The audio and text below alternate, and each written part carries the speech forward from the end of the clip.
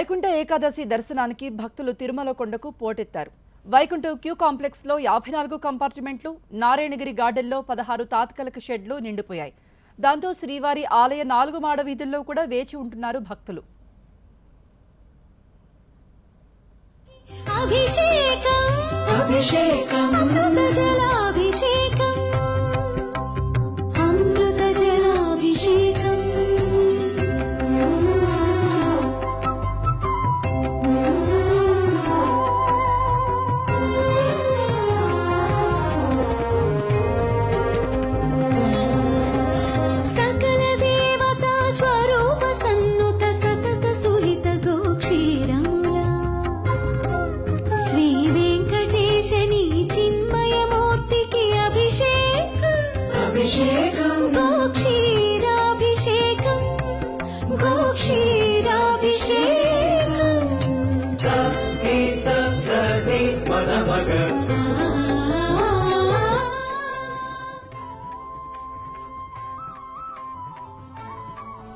వైకుంఠ ఏకాదశి ద్వాదశి పర్వదినాలను పురస్కరించుకుని లక్షలాది మంది భక్తులు స్వామివారి దర్శనానికి తిరుమలకు వస్తున్నారు.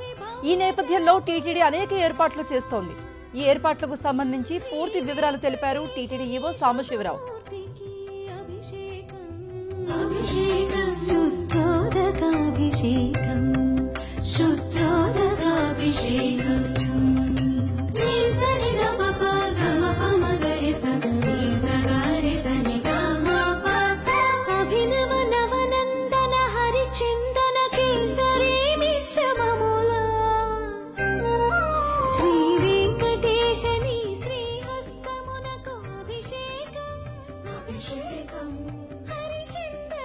వైకుంఠ ఏకాదశి అరేంజ్మెంట్స్ చాలా చక్కగా ఉన్నాయి.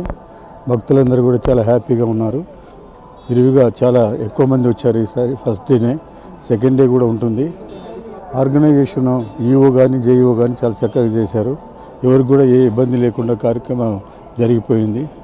నేను వెంకటేశ్వర స్వామిని కోరుకునేది ఏమిటంటే మా నవాంధ్ర స్టేట్ చాలా అభివృద్ధి చెందాలా, తొందరగా బాగుపడాలా, రాజధాని అనేది ప్రపంచంలోనే గుర్తించగల రాజధాని ఏర్పాటు చేయడానికి ఆయన తోడ్పాటు కావాలని చెప్పి కోరుతున్నాను.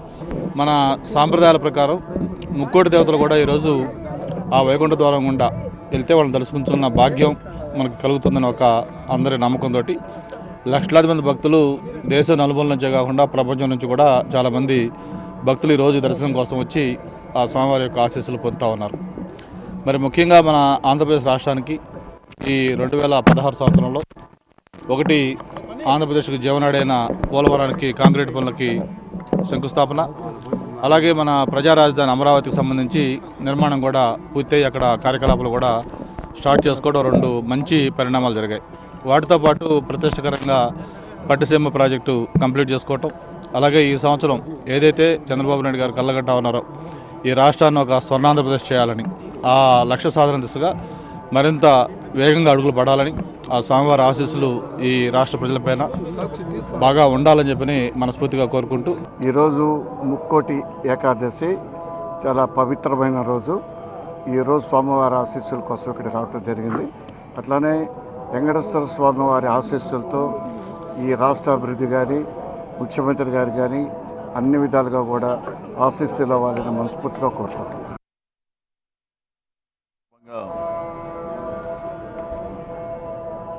ఈరోజు మన రాష్ట్రంలోనే కాకుండా దేశంలో కూడా మరి ప్రపంచంలో నుంచి చాలా ప్రాంతాల నుంచి వైకుంఠ ఏకాదశి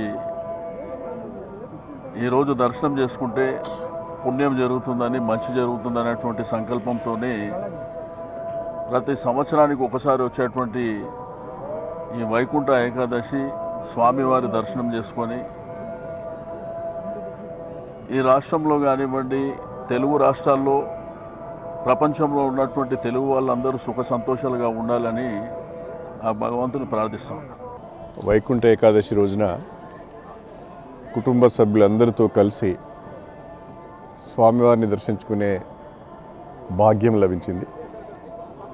ప్రత్యేకంగా స్వామివారిని తెలుగు ప్రజలు ఎక్కడున్నా, తెలుగు రాష్ట్రాలు 2 కూడా అన్ని రకాలుగా అభివృద్ధి చెందాలని, ప్రజలు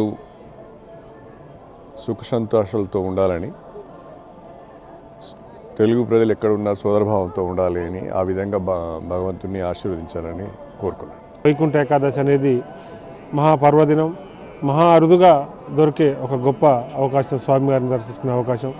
మరి వాళ్ళ కుటుంబ సమేతంగా మరి వెంకటేశ్వర స్వామిని దర్శించుకొని మరి హైదరాబాద్ నగర ప్రజలు, హైదరాబాద్ నగరం మరి చల్లగా ఉండాలని, మరొకసారి మళ్ళీ దేవుని దర్శించుకునే అవకాశం ఇవ్వాలని మరి తెలంగాణ ప్రజలందరూ మరి వాళ్ళ పెద్ద ఎత్తున ఎమ్మెల్యేలు, ప్రజలు చాలామంది కూడా మరి స్వామివారి దర్శనం చేసుకొని అందరూ కూడా పిల్ల పాపలతోటి మరి సమాజం ప్రజలందరూ కూడా ఉండాలని మరి ప్రత్యేకంగా ఈరోజు వచ్చి.